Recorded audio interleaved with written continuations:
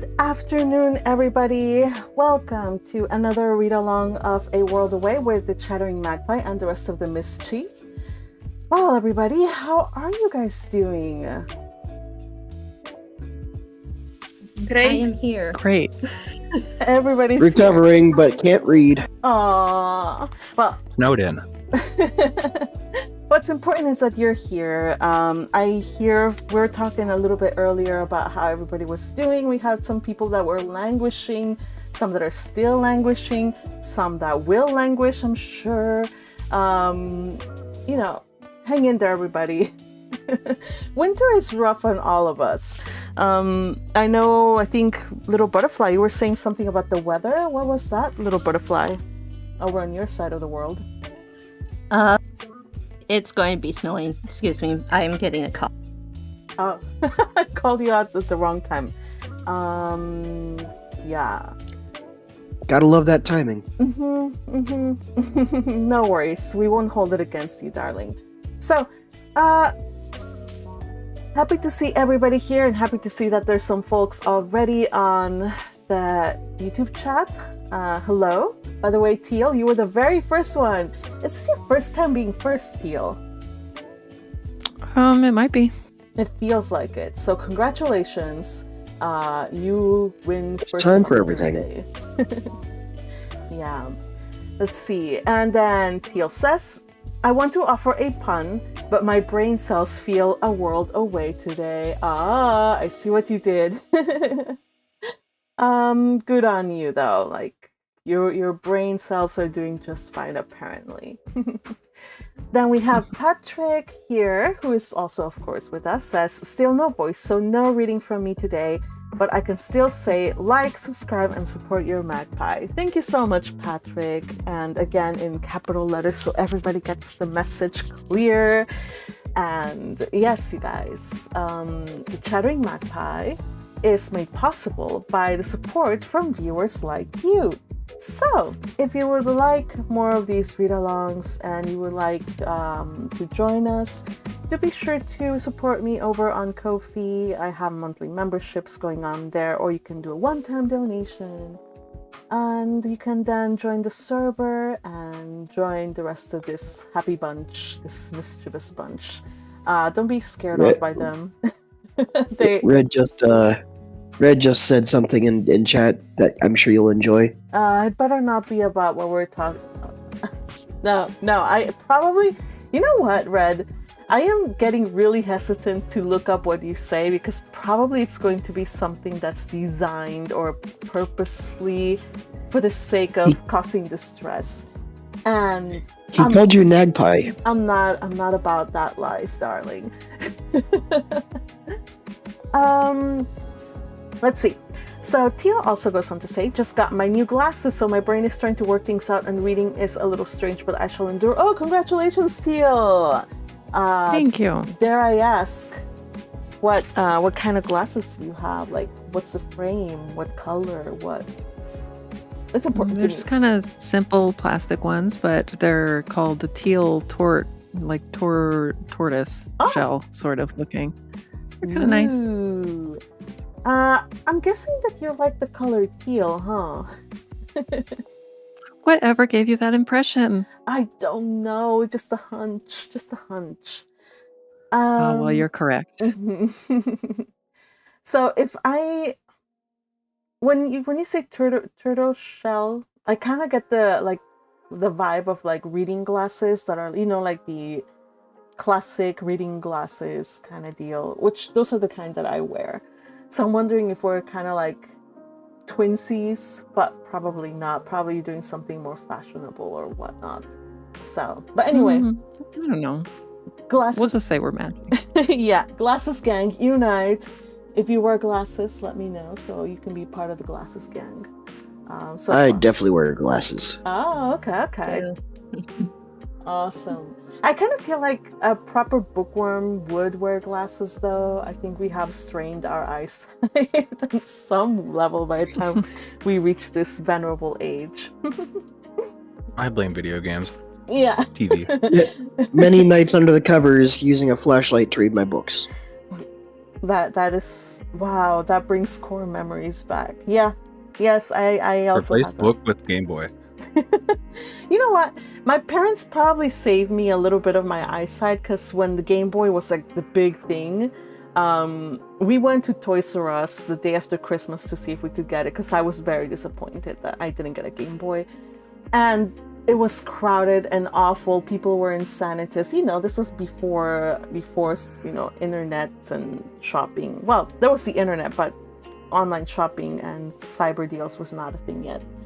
So I got crowded out and I was like, I don't care anymore. I don't care. Like, let's just go home. I was not about. So the reason why I never got around to playing games, because the starter gateway game, the Game Boy, was out of reach for me because I would not wait through the crowds to get it. I was like, I don't want to be with these crowded people. So, yeah, I've always been like that. Wow. I will say though that the number one reason recently, the number one way that I lost a few points, a lot of my eyesight was when I was reading the MTL for Ascendance of a Bookworm. So I was so hungry for more Ascendance of a Bookworm. Part 3, volume 5 was the last one that I had like officially published. So I read all of part 4 and part 5 via MTL at night, straight through, and that was the reason why I'm still blind. I'm blinder than I should have been, but I count it all a gain. It was worth it. All right. So, by the way, anybody else here MTL? I know Fergie is MTL gang. Who else was MTL? MTL gang. I'm MTL. I was the web novel. Ah, yes. That is MTL gang. I tried MTL and I quickly decided no. So Yeah, me too. okay, so you guys are the weak ones. Okay, got it. I'm weak as well. I am not willing to torment my brain like that. I need what few brain cells I still have. I think it's an exercise to grow brain cells. Don't worry. But so yes. Well, we got through the whole book, the whole 33 books, some through MTL, some through waited for the official releases, and that's all fine and good. That does mean though that we do need more Bookworm content in our lives. We just finished over on Cerber, we finished reading a really good MTL quote unquote of Hannelore. And if you still want more, then fanfics, and that's why I wrote this fanfic and other fanfics, and other people have written fanfics, because we just need more of Bookworm. It's very difficult to find something like it. It's very difficult to get over the Bookworm bug once it catches you, doesn't let go. Yeah. So, yeah. And if you've been following this story since we started on this channel, then you know that Magpie is definitely a good author. Aw, thank you for that. I need that validation. One day I will write an original story. In fact, I already know what it's going to be. But not right now. Right now I'm still honing the skills. And I realize as we read where I can improve, and it's definitely dialogue.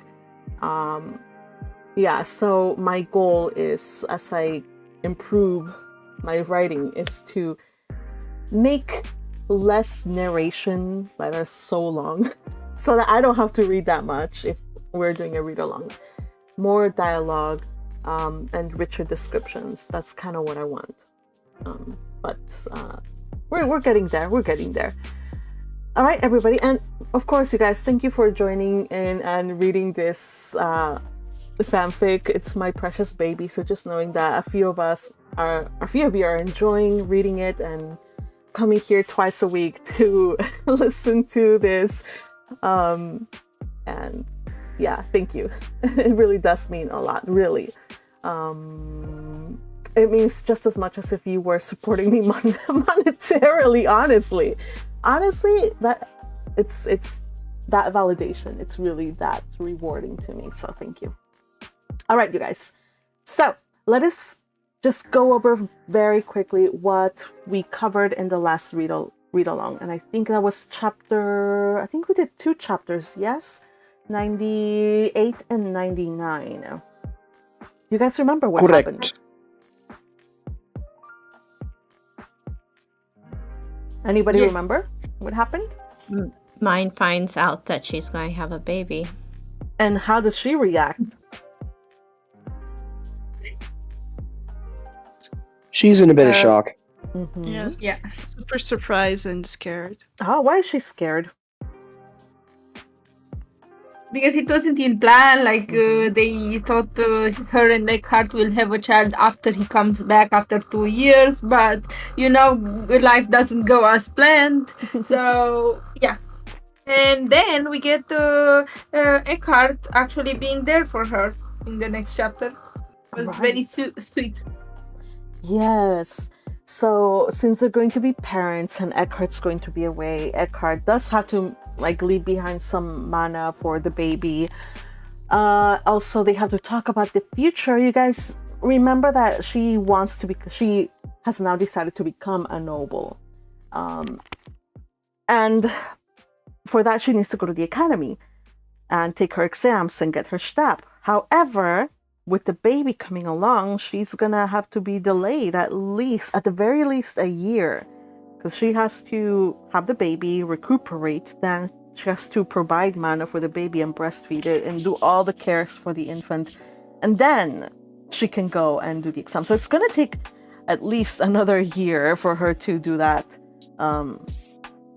Good luck, Myne. Let's see how that happens. But ultimately, though, she was very scared, but she decided, you know what, I have to be brave. And so in the end of part 8, she's like, I will wait here, I will be brave, I'm actually excited to have this baby, I'm happy to have him, just be safe, Eckhart. So yeah, that was kind of like the end of part 8. As you guys know, every single part, started with only being 5 parts, and then it went to 6 and then 7. Now we're at 8 parts. I promise you guys we're not gonna go beyond 9 parts, okay? So before we head into the 9th and final part, Famous last words. shush! Everything is set in stone, you guys. The outline is not going to Also expand. remember that at the end of each part, the next one was gonna be the last. Like, I have to remind you of that. I know, but I have already gone through again and again the chapters I'm going to write, and there's no possible additional part. It's the end.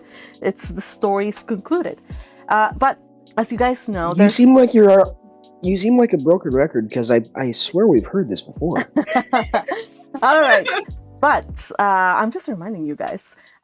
Before another part, between parts, I always do an interlude, which goes into covers a little bit of another POV that happens during the time of the part that we just finished. So the last interludes we had, remember, covered all of Hartmut's and Dolores's POVs from like almost the start of the story to where where we're at. So this time, for today's read, we're only going to read 1 chapter because it's a fairly longish one. And let's see, and it is a interlude called Brewing, and it's from Myne and Ferdinand's POV. Remember, we've had a lot of Aeronfest chapters, and so far, like what we remember that's happening in the Sovereignty is Ferdinand is in his hidden room, and he in the Sovereignty, and suddenly Myne materializes out of nowhere. I explained the mechanisms earlier. If you don't understand, well, just go back and read the chapter Realms. It kind of explains it all. But basically right now, No comprende. Myne can go back and forth between realms. She just can't time travel anymore. So she's stuck like between realms right now. But she cannot leave the hidden room for some odd reason. It has to do with the fact that hidden rooms are set in a different kind of like dimension, like a pocket dimension. So that's why she has some leeway, but she cannot leave that pocket dimension. All right. So let's get this started. Chapter 100. Today, it's only 3 reading parts. Of course, it's only Rosamine, Ferdinand, and another visitor. So today, reading will be Yukihime, who's going to be reading Myne, JC Fergie, who's going to be reading Ferdinand, and who is this character? Chaosopher. Chaosopher will be brought to life by Teal. All right, and again, thank you to, I believe it's Teal who highlighted this chapter. So I'm excited to read this, you guys. Ready? Let's do this.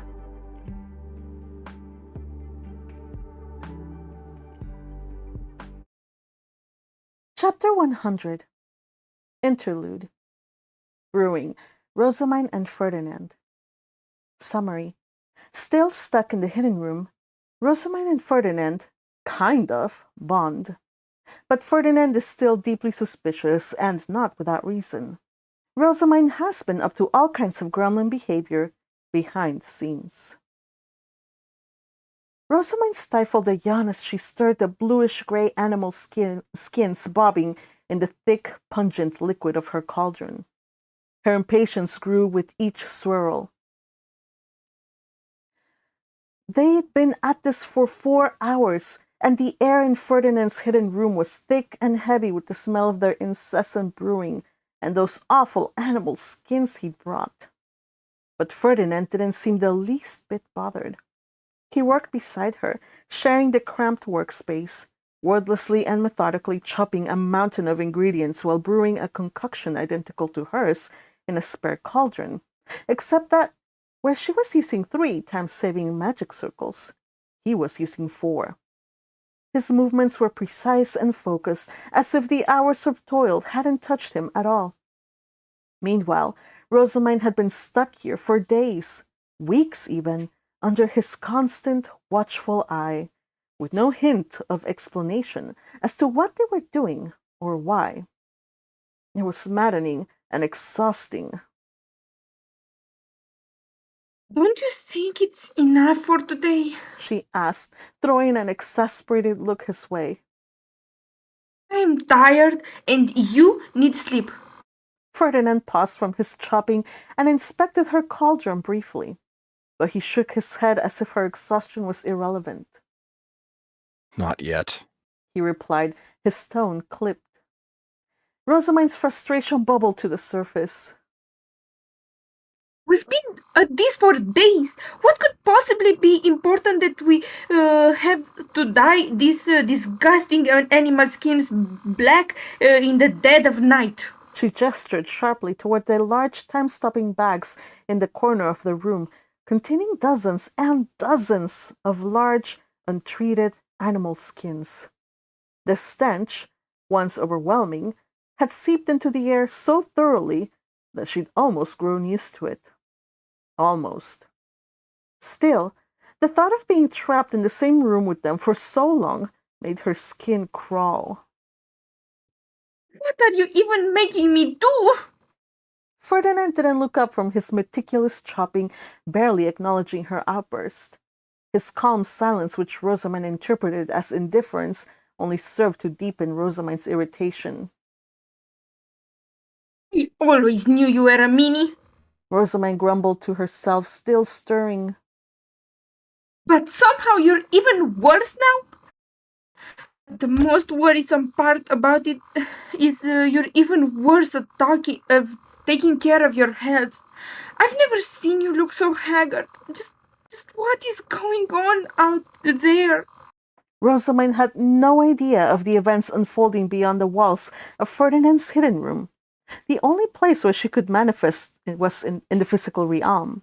She couldn't venture outside of it unless she slipped back into what she had started calling the invisible realm, a strange disembodied state where she could follow Ferdinand like a specter, unseen and unheard, just like that one time when she'd saved him from poisoning and she'd used his namestone to slam her way through. While it would have been fun to imagine that she had supernatural powers of invisibility in that ghostly form, the big drawback was that not only could she not interact with anything happening around her, but she also couldn't hear what was being said. All she could gather from Ferdinand's frequent meetings with Eglantine, who was Zent in this reality as well, was that he was deeply involved in something significant, something at Eglantine's direct request. A nagging suspicion tugged at the back of her mind. It couldn't be what I think it is.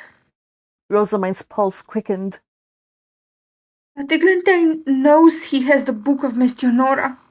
If her hunch was correct, and it turned out that they were, indeed, treating Fey Beast's skin to be made into the maximum quality parchment, then Ferdinand's secrecy made sense, as well as did him taking advantage of her large mana capacity and making her brew relentlessly.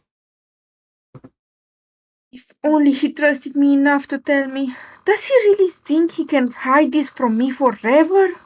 She thought bitterly, stirring the cauldron with mounting frustration. But Ferdinand had always been like this, cautious, calculating, carrying the weight of his burdens alone, as if no one else could possibly help. Making him trust her was the issue, but Rosamine had resolved to win his trust in slow, deliberate steps, helping him in every way she could. But after days, no, weeks of brewing potions, casting washing on his brewing implements, organizing and cleaning up his workshop, preparing ingredients, and even feeding him tasty food, all without any real progress, she felt like she was getting nowhere. Every attempt to get him to open up had hit a wall, or more like, the moment he realized he'd opened too much and betrayed how useful she was to him, or how much he appreciated the food he got for him, or the things she did for him, he clammed up once more. She heaved a heavy sigh. Endure it, Ferdinand said, not even bothering to look up from his work. His voice was calm, but cold, like someone giving someone a routine order. Or what? You want to go back on our agreement? No! Rosamine shot back, the sharpness in her tone betraying her fatigue. But it wouldn't kill you to explain what we're doing here, at least. Why have we been dyeing these animal skins with the darkness element all this time? What are you planning on making? Ferdinand didn't respond. It was as if her curiosity was beneath him. Rosamine huffed in frustration. You're a tyrant, a despot, a terrible bully. Ferdinand's eyebrow twitched, though he kept his focus on his work. If your personal space were invaded by a parasite who disturbed your work and left your books and materials in a mess... A parasite? A mess? Rosamine cut in, her eyes wide with indignation. I was trying to help. Then I think it's only fair that the parasite be put to use. Ferdinand continued, unperturbed by her interruption. You're fortunate to have an abundance of mana and a passable magecraft skills. Otherwise, I would have thrown you out long ago. He shot her a cold, piercing look. Don't think I wouldn't. Rosamine shivered when she met his gaze. She knew better than to doubt his threat. He remembered all too well the times he had nearly resorted to violence. The first incident, when she had abruptly appeared in his room, and the second, when he discovered she'd taken one of his potions, a vial of his precious liquid mana. But she had only taken that one out of sheer desperation. After her encounter with the gods, her body's mana balance had been irrevocably altered. She continually needed to be dyed with human mana, specifically Ferdinand's, to help stabilize herself. Having exhausted her own supply, she felt a dangerous simmer of divine mana rising within her. She'd often woken up with a low fever. The Ferdinand she remembered, devoted and unwavering in his support, was, as far as she knew, still unconscious in a Jarib in far-off Alexandria, just as she had left him. Without him, she was entirely on her own. Unlike the food and other items she'd passed through, attempts to bring over potions and ingredients imbued with great amounts of mana were impossible to transfer to this side. And so, she found herself desperate enough to borrow from this timeline's Ferdinand. Ferdinand, you're truly evil. Rosamund exclaimed, remembering how scary he'd been when he found out she had pilfered one potion out of the scores of random potions he kept stored in his room. Before she could say anything, though, Ferdinand stepped closer, pushing her aside with practiced ease as the potion in her cauldron shifted color. He dismissed her meticulously arranged time-saving circles and added a dozen more ingredients with swift, precise movements. The timing of this is too critical. Ferdinand murmured, sensing the daggers in Rosamund's glare as he pushed her aside. You'd ruin it for sure. Rest and take another potion. We still have more to do. No! This will take all night. Rosamund protested, but Ferdinand ignored her complaints. He continued to add ingredients in her cauldron with deliberate care, murmuring to himself as he worked, and somehow also keeping an eye on his own cauldron as he did so. With no other option, Rosamund sank onto the long bench in his study, her shoulders slumping in defeat. She reluctantly took another potion to replenish her mana. Oh, and don't think I don't know that you took that from my personal storage of potions. Ferdinand said without even turning around. That's, what, 37 you've taken? You've been counting? Rosamund asked, aghast. Of course. He replied, his tone cool. I'd be a fool not to, especially after all the others you've taken. For the last time, I didn't steal them. I only borrowed them. Ferdinand nearly shouted, her frustration spilling over. Ferdinand carefully sprinkled the last of the fish rain powder into the bubbling brew, watching intently as the liquid inside the cauldron glowed gold. The brief flash signaled the process's completion, and the viscous, goopy liquid slowly dissipated, leaving behind only the gleaming Shestrom skin. After several long procedures, its mana balance was now perfectly equal to that of the elusive Gessehelm's skin, and its color was as pristine a white as one could desire. To be sure, however, Ferdinand tested the skin's elemental balance. It was flawless, as expected. Now Eglantine could have her artisans finish the process of turning the skin into fey paper, and the material would become maximum quality parchment that he needed. He smiled in satisfaction. After almost a week of work, all the skins had been processed, in no small part thanks to his unwilling assistant. But it was late, far too late, and long days of working like this were beginning to take their toll on him. Weariness clawed at him, but he began the tedious task of cleaning up, casting Vashan on the workbench and equipment, and storing away ingredients and all the tools they'd used. Once Ferdinand finished the final cleanup, he stretched, feeling the deep ache in his muscles from hours hunched over the bruise. He would gladly welcome a massage after a bath. With a sigh, he uncorked the mana and stamina restoration potion, drinking it down in a single gulp. As the potion took effect, bringing a slight buzz of energy back to his worn-out body, he turned back to check on Rosamine. By all rights, he should have woken her up to help with the cleaning up, but something had stopped him. A faint twinge of sympathy, mixed with a touch of guilt, made him hesitate. There she was, sprawled on the hard bench, her head nestled against a small cushion. At some point during their work, exhaustion had overtaken her, and she had fallen fast asleep. Ferdinand's stern expression softened without him realizing it. The sight of her, her face relaxed in slumber, The furrowed lines of frustration smoothed away, reminded him of someone else. Someone whom he was taking great pains to try to forget. She wasn't Myne, yet sometimes he allowed himself to imagine and wonder.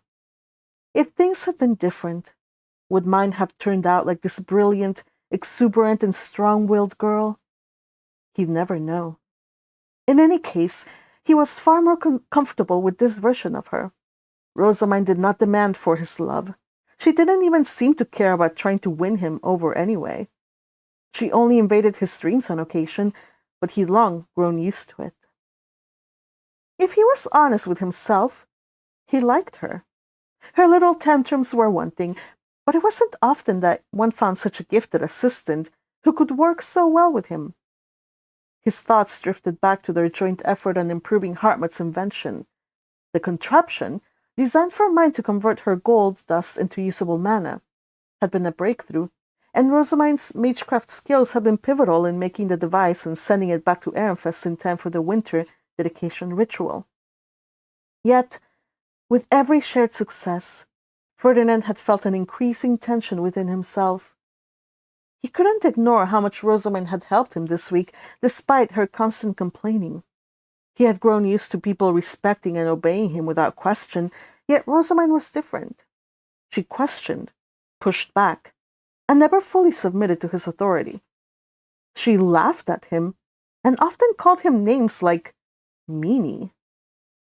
It was infuriating and oddly endearing. But he knew what this meant. He was getting attached to her, and that was dangerous. Instinctively, he kept his guard up, knowing how risky it was to let his walls down. His distrust wasn't without reason. First, there was her strange obsession with Myne, constantly asking him to summon her. She had refused to tell him why she was so desperate to meet her, and Ferdinand was not about to put the woman he loved in the path of an uncertain situation. As if that wasn't enough, he had caught Rosamine looking at him with a contemplative, calculating gaze that made him uncomfortable more than once. Every time that happened and their eyes met, she would look away quickly, looking guilty. What was she hiding? What was she thinking? One of those times, she'd had something in her hand, which she'd quickly hid behind her back when he looked her way. What do you have there? He'd asked, his voice sharp and suspicious. Her golden eyes had widened, filled with a mix of surprise and apprehension. She'd hesitated for just a second too long before blurting out. Nothing. The lie had been obvious. Her voice had been too high-pitched, too quick. He'd crossed the short distance between them in a few swift strides, and she'd taken a step back, her fingers clutching whatever it was tighter behind her. Rosamine. His voice had dropped, calm but commanding. Show me. She'd shaken her head, trying to move away from him. No, it's nothing. Really. Without another word, Ferdinand had reached for her arm while she cried out in protest, ignoring her completely. He'd forced her hand open and revealed the object she had been hiding. A small, neatly wrapped sweet. There was a beat of silence. Rosamine had stared up at him, her cheeks flushed pink. And then she'd let out a nervous laugh, one hand rising to scratch the back of her neck in an attempt to diffuse the tension. It's for you. She'd said with a sheepish smile. Jeez, you are truly the Lord of Evil. What did you think I had? I thought it was something important. He'd said quietly, almost grudgingly. Rosamine had grinned, her eyes sparkling mischievously now that the tension had passed. It is important. She'd teased, folding her arms across her chest. It's your favorite flavor. Ferdinand frowned at the memory. He knew he needed to be vigilant, but it was becoming increasingly difficult to maintain his attachment. Even now, as she lay before him, completely vulnerable in sleep, a small part of him was reminded of the risks. Trust didn't come easily to him, and Rosamine, despite all her odd endearments, still harbored secrets of her own. As Ferdinand's mind wandered through these thoughts, he was jolted back to reality by a soft murmur from Rosamine. In her sleep, she muttered, Ferdinand, you dummy. Ferdinand blinked, surprised by her words. What on earth could she be dreaming about? He shook his head, the corner of his mouth tilting ever so slightly in amusement. Then, with a gentle hand, he shook her awake. Wake up, Rosamine. He said quietly but firmly. Huh? What? She mumbled groggily, blinking awake and clearly disoriented. Go to sleep. Ferdinand said, flicking her forehead and making his voice sound irritated. You'll get a stiff neck if you stay there. Rosamine groaned, her voice muffled by sleepiness. I don't wanna. He sighed, exasperated. With a firm grip, he helped her to her feet and gently nudged her toward the small door at the corner of his hidden chamber. After the first couple of times that she'd enlarged his room and made a mess of his things as a result, he demanded that she betake herself elsewhere, and she had. She'd created a door at the far side of the room through which she now came and went. He didn't know exactly where it led, but it didn't matter as long as she stayed on her side. Go, He said softly. She mumbled something incomprehensible, stumbling through the door in her half-awake state. No, good night. More like good morning. Ferdinand muttered to himself as the door clicked shut behind her, leaving him alone in the silent room once more. And that was just fine. Alone, that was how he preferred things, wasn't it? He glanced around the small room, now eerily empty, feeling her absence. The familiar space, filled with shelves and books and carefully organized scrolls, vials, and ingredients, suddenly felt cavernous. And in spite of him always protesting that he had to share this space, his space, with Rosamine, the emptiness of the room lingered as if to challenge the very thing he was trying to convince himself of. Rosamine quietly put down her book, her gaze drifting to Ferdinand as he worked, completely absorbed, in drawing an intricate magic circle in a piece of parchment. She'd set up a comfy swivel armchair, direct from her Japanese memories, next to his desk, since the wooden bench was much too uncomfortable for long reading sessions. From her vantage point, she had a perfect view of both the parchment and Ferdinand's face. His expression was taut with focus, his eyes narrowed as he swiftly but carefully traced each line. But to her surprise, there was also the faintest hint of a smile tugging at his lips. It was rare to see him like this, visibly enjoying his work. The sight piqued her curiosity. What could possibly have him so enthralled?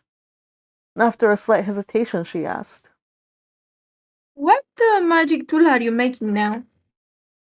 A shield. He murmured, not bothering to look up. Rosamine blinked in surprise. He rarely answered her questions directly. Encouraged by this rare display of openness, she stood and moved closer.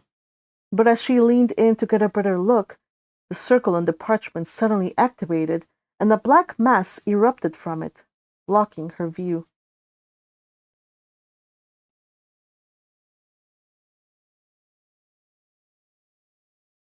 Ah! She jumped back, startled. What the? Ferdinand! The blackness vanished just as quickly as it had appeared, revealing Ferdinand's smug expression. You scared me! She scolded, forgetting herself as she smacked his shoulder. The sight of the black mass had unnerved her. It reminded her too much of the God of Darkness's barrier that she had encountered during spring prayer in her Blue Shrine maiden days, when their carriage had been ambushed. The memory sent a chill down her spine. Why the barrier? She asked, her voice quieter now. Just an experiment. He replied with a shrug, his answer as evasive as usual. He turned away, already moving on to his next task. Ferdinand, Fergie, that's also Sorry, your it's line. not highlighted.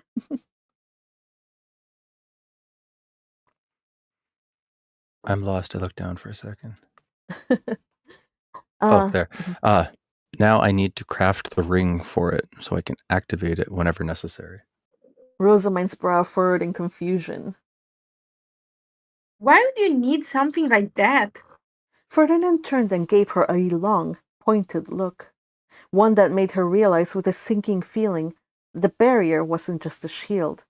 It was a privacy screen to keep her from prying.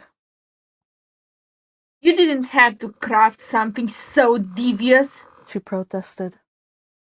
All you had to say was, Rosamine, I need some time to myself to read dirty magazines. And I would have left you alone. Ferdinand's face remained impassive, but there was a flicker of annoyance in his eyes. I don't care to know what you're insinuating, but I doubt someone with access to my dreams whenever she wants will be stalked by anything less than this barrier. Rosamine's frustration boiled over. You don't have to be so paranoid. I already know you have the Book of Mestionora, or at least a good chunk of it, so... Ferdinand's expression froze, and the air between them thickened with tension. Slowly he got up, his eyes locked into hers, cold and intense. How did you know? He asked, his voice low, dangerous. He began to walk toward her, each step deliberate, forcing her to back away until her spine pressed against the door of her own hidden room. He loomed over her. Who exactly are you? Ferdinand? Rosamine stammered, her heart beginning to pound. It was you, wasn't it? Ferdinand's voice came out in a harsh whisper, barely concealing the fury that lurked beneath. Of course it was you. You're the only one who can meddle with my dreams. Who's to say that I'm the only one? What are you talking about? Rosamine's voice wavered, panic bubbling up inside her as he leaned closer, his face just inches from hers. It wasn't the first time they'd stood together like that. Her mind suddenly flashed to a vivid memory of her first Archduke conference as Ob Alexandria. Ferdinand, the real Ferdinand, her Ferdinand, was leaning in towards her in the same way. But back then her heart had pounded, not from fear or dread, but from something else different, entirely different. Something that made her pulse race and sent a tingle through her fingertips like a spark of electricity. But now, that same closeness brought no comfort. Zent Eglantine's revelation, He said softly, his voice pulling her back to the present. Rosamine gasped, meeting his eyes. Those familiar gold eyes that she knew so well now held a cold, unyielding look that she hadn't seen in recent memory, a look that made her feel very much afraid. Rosamine's blood ran cold. He had connected the dots. She had prayed that he would never figure it out because she knew that if he ever did, he would be furious. But it hadn't been her, not entirely. Her mind raced, panic rising as she inwardly cursed. Oh, Shaftram, you big jerk! See what you did? In that moment, as Ferdinand's fierce gaze bore into her, Rosamine felt an odd pressure against her chest. It started subtly, like the weight of invisible arms gently tugging her backward. She tried to resist, but the force grew stronger, more insistent. Before she could protest or even comprehend the situation, the world around her began to blur. Ferdinand's face, too, blurred. Then both he and his hidden room melted into distinct shadows as her body was yanked backward. There was no time to scream, no breath to even draw for it, as the space around her collapsed into nothingness. Everything went black. And then I love what you've done to this place. an amused, unfamiliar voice echoed through the darkness. Rosamine's pulse quickened as she spun around, her eyes futilely scanning the impenetrable void for its source. The voice carried a chilling calm that instinctively made her seize with dread. She was no warrior, but she still summoned Leidenschaft's spear all the same. It had never failed her yet. Plus, the cold blue light of its face stones and the lightning that sparked along its length cast a little light around her, which gave her some comfort as she called out defiantly. Who's there? The darkness lifted by slow degrees, but Rosamine was quick to recognize where she was. She was in her room, the hidden room that she had fashioned within Ferdinand's secret chamber. The narrow bed, the shelves bursting with books, the small desk, everything was as it should be. Except for the figure seated in her reading chair. The woman, no, the being, was draped entirely in black, her slender form radiating an unmistakable, otherworldly presence. A veil like Dragoner's covered her eyes, concealing her expression, but it did little to hide the weight of power that she exuded. Rosamine recognized that power as the same pressure she'd felt earlier. It had been her power, pulling her in. Part of her was thankful that she had saved her from Ferdinand's wrath, but at what cost? Every fiber of Rosamine's being screamed in warning. No one before has ever made Vestergaheim feel so homey. The figure said with a mocking smile, her voice dripping with amusement as she glanced around. Rosamine's stomach lurched at the mention of the name. Vestergaheim? The word rang familiar, like a whisper from the depths of her mind. She had come across it when absorbing the knowledge of the Book of Mestionora, a fleeting reference buried in the most ancient and cryptic sections. The Forbidden Realm, a place outside of reality where all things lost and all people that vanished were said to go. It was a realm that shouldn't be accessible to humans. Rosamine swallowed nervously, mute in the presence of her visitor.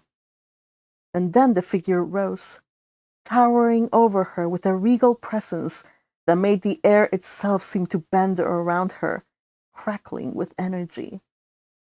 Power. This was undeniably power from the gods. But then again, I'm not surprised.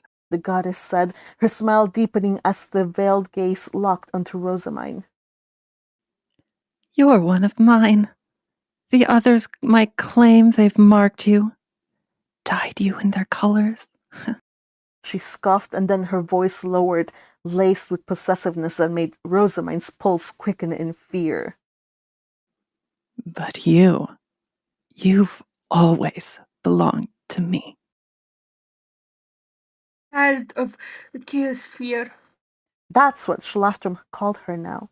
And Rosamine couldn't deny that there was reason behind it. She had made a grave mistake, a capital error, one she hadn't even realized at the time. But in spite of it, being a blunder born of from misunderstanding, the consequences were hers to bear. When the goddess sent her tumbling into this damaged weave, she hadn't quite understood what her task was. She had believed, with unwavering certainty, that her mission was to rescue Ehrenfest from its doom and Jürgenschmidt from collapse. She hadn't known then that they required her not to save, but to put an end to it by severing the threads of Myne and Ferdinand's lives in this twisted reality, a drastic but desperate measure to mend Venturti's damaged weave. At the time, she had focused only on what she believed was the key to saving everyone, using whatever means she'd had at her disposal. Unable to materialize in the physical realm, she remained suspended in Schlaftrums. There, she had reached into the dreams of the old Zend, Troarqual, feeding him warnings of the looming threats posed by Lanzenave and whispering the importance of Eglantine becoming Zent over his sons. She thought she was guiding him, steering him toward a brighter future. What she hadn't expected was the fury of her divine ally. Dreams were sacred and untouchable, and Rosamond had violated that sanctity. Despite her success, with Eglantine having been adopted without question, the gate of Lancenave had been sealed by royal decree, and even Georgine, Aramfest's greatest foe, had been swiftly locked away. Her divine ally had raged. In punishment, her influence was drastically limited, leaving her struggling to complete her task among the chaos she had inadvertently unleashed. Additionally, from what Ferdinand had been so angry about earlier, Schlaftrum had probably done a bit of meddling of his own. Probably as a way to balance things out. There was no other way to explain that revelation that Ferdinand had been angry about earlier. Rosamond had thought she was masterfully playing a game of strategy, but instead Jürgen Schmidt was crumbling, and Ferdinand, caught in the middle of her missteps, was now its only hope. What was even worse, though, was the unbearable truth that no matter how hard Ferdinand fought, it would all be for nothing, because she had been sent here to end it all. Rosamond was fully aware of the stakes. She knew that back home, 4 lives depended on her. She knew that she was foolishly using up her time here, but she simply couldn't bring herself to do it. She'd spent months agonizing over the right course of action, poring over ancient texts and her book of Mystionora, dreaming up ways to undo the mess that bound her and Ferdinand so cruelly to this broken world. Oh, how she yearned day and night to return to Alexandria, her home, her family, and to him. But even now, even knowing the cost of her hesitation, she could not bring herself to harm Ferdinand. Even if this Ferdinand wasn't hers, and he wasn't the same man she had defied the world for, stormed Arensbach with an army at her back for, and stolen a foundation for, there was no reality in which she could bring herself to take his life. The very thought of it sent icy dread through her, wrapping around her heart and squeezing tight. It didn't matter that he didn't love her. She told herself she didn't care that he didn't trust her, didn't remember her, or even particularly like her. In fact, she had expected as much. This was Ferdinand, after all, and that stubborn indifference was just like him. He might never show her a flicker of the warmth they'd once shared. She might never see his guarded gaze soften for her as it had back home. But none of that mattered. He was still Ferdinand, the man who had quietly, steadily claimed her heart without her even realizing it. And after experiencing such overwhelming grief and helplessness back home, thinking that she was going to lose him, she now knew that she cared for him in a way that eclipsed her love for her books, her family, or even herself. She remembered the oath she'd made in the villa of Varalgisa when she first saved his life. Holding his small, trembling hand in hers, she had looked into his solemn, sorrowful eyes and vowed to never harm him. That promise wasn't something she'd said lightly. She'd meant every word, then and now. He was the one that had fought for and risked everything to save. No, he was the one that she had fought for and risked everything to save, and she'd do it time and time again if necessary. And if sacrificing her counterpart in this reality was the one way to end this nightmare while still refraining from harming him directly, then she would do it without hesitation, no matter how cold-blooded it seemed. It was all a terrible mess. In hindsight, it made sense why Schlaftrum had chosen to call her that, the child of Chaosifer. Still, now that she was standing before the very goddess who bore their name, she couldn't help but feel a mix of deep aversion and fear. You've always belonged to me. Rosamund jolted awake, her heart pounding as if she had just escaped a nightmare. She was curled up in her narrow bed, still dressed in the clothes she'd had on earlier. She was alone in her little room, yet the echo of the goddess's voice reverberated in her mind like an unsettling whisper that refused to fade. Had it been a dream, or was it something far more sinister? A shiver raced down her spine, and she shook herself, trying to cast off the disquieting memory. Focus. She told herself, but then her thoughts snapped back to Ferdinand. He must be livid that she had vanished in the middle of their conversation. Her heart ached with remorse, but she hoped that he would understand and find it in his heart to forgive her. She sat up with a soft groan, her body achy and her throat parched. Hunger gnawed at her, but before she could even think about breakfast, a sharp prickle of alarm pierced through her. A deep, instinctive drive that compelled her to find Ferdinand. Breakfast was forgotten in an instant. She hurried to the door, pulling it open. His hidden room was empty. Ferdinand? She whispered, her voice sounding too small in the silence. There was no reply. The temple. She closed her eyes, retreating into the invisible realm. She combed through every hallway, every chamber. The deeper she searched, the more her unease grew. Where is he? She gasped as her search brought no results. No Ferdinand. Frantically, she moved to the royal palace next. His absence there, too, hit her like a blow. Her breath quickened, her panic building with every fruitless step. Why isn't he here? The words escaped her in a shaky whisper. Her mind scrambled, trying to find a solution. She could, in theory, spread a thin layer of mana covering all of the sovereignty to seek traces of him. But something told her that he wasn't in Jürgenschmidt at all, and even if she tried, it wouldn't matter. She was powerless here, unable to interact with anyone, unable to send an ordinance, helpless to touch the world she needed to reach. Ordinances don't cross duchy lines anyway. Then the realization struck her like a punch to the stomach.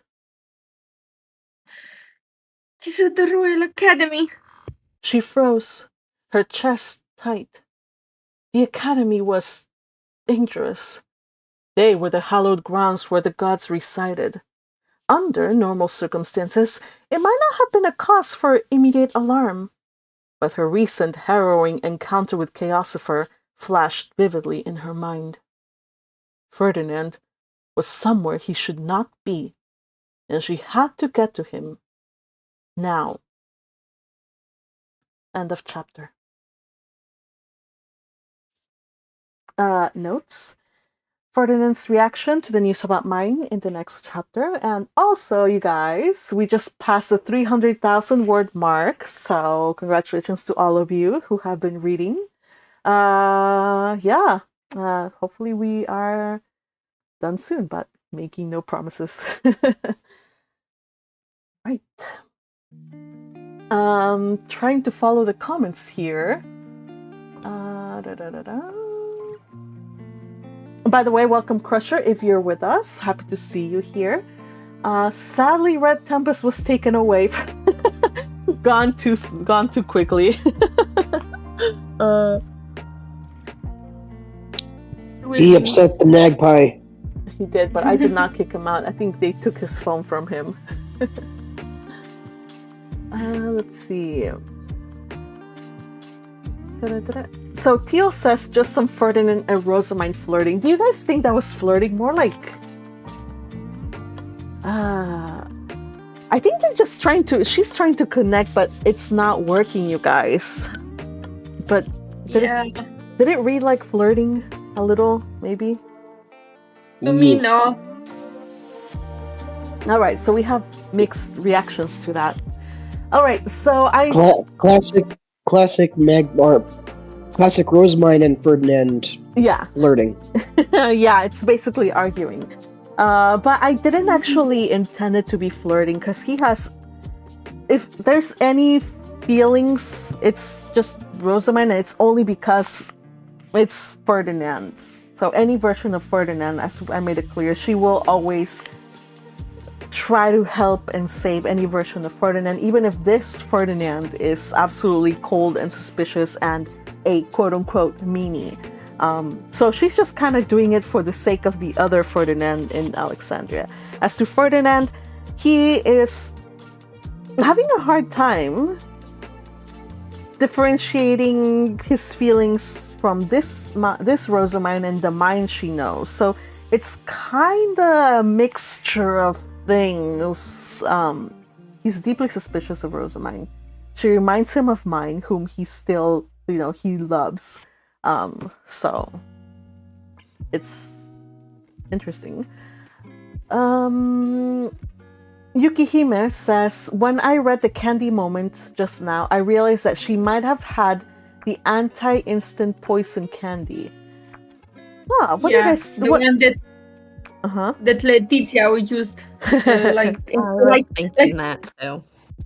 Yeah, I mean, like, it would be so tragic. Like, she's trying to save him in canon from that, and now she's using the same method. Oh my god.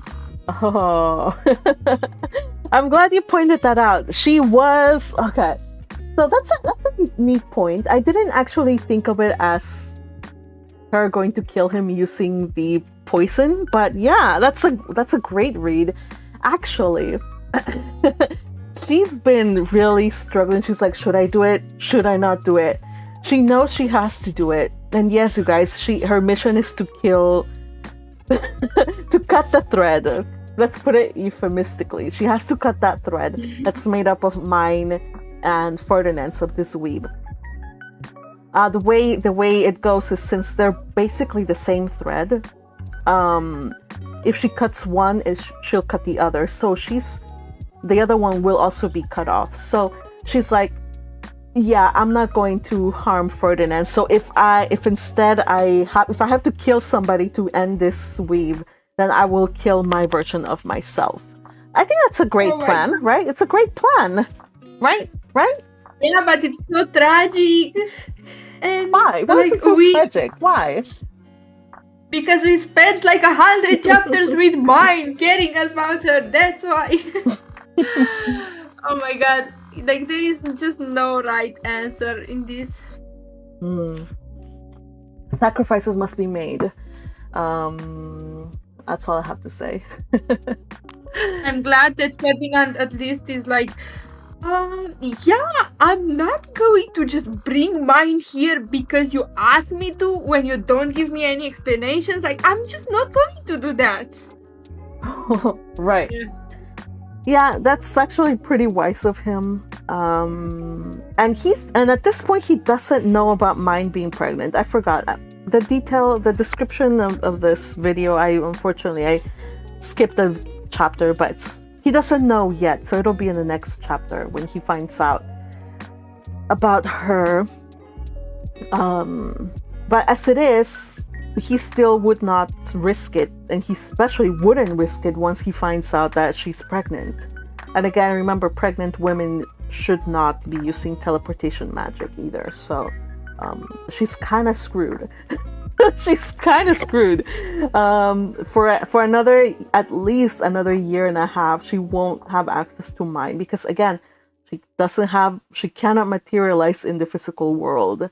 So yeah, but there's only a few chapters left to cover a year and a half, so something's gonna have to happen. So yeah, she won't have a year and a half. The end is coming nigh of this story, so yeah. All right. Oh my god, like, it's so stressful. Like I just love all these characters, and I don't want any of them to suffer. But like, yeah, sacrifices for Magpie should happen, All right.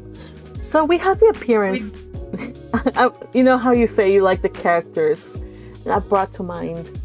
We had the reintroduction of the one and only icon of darkness in this story. Good job, Teal, by the way. Thank you. And thank you for pronouncing Weisstigehelm properly, because then I was able to, I wrote the thing, and I didn't know how to say it. I'm like, well, however she says it, I'm going to say it. So, thank you. We're sorry, Vincent. Vincent. Bergheim. Yep, exactly. That is now my head. Let it be written. It shall be so. That's how it's going to be said from now on.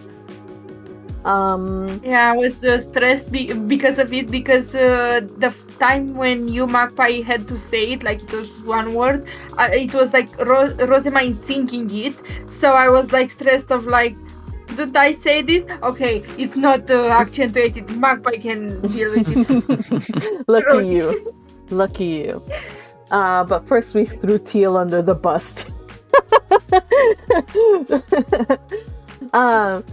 So here's a comparison. So this fanfic, with this chapter I reached 300,000 words. We still have a few more chapters to catch up to before we reach the end, or like the available chapters. And I believe so far, let me just look up how much I've written since this. 338,000. Okay, so we still have another 38,000 words to go. Lovely. Yeah, 338,152 chapters. I mean, chapters. Oh my gosh, words. No. So what did you guys think of Chaosopher and how she claimed her as hers? Do you think that might mean something for this story? Oh, it definitely means something. Just don't know what it is yet. Yeah. Yeah, so remember, this is a chaos gremlin, so she has some blessings from from this goddess, whether or not she wants to. I purposely kind of cut off the scene where she appears.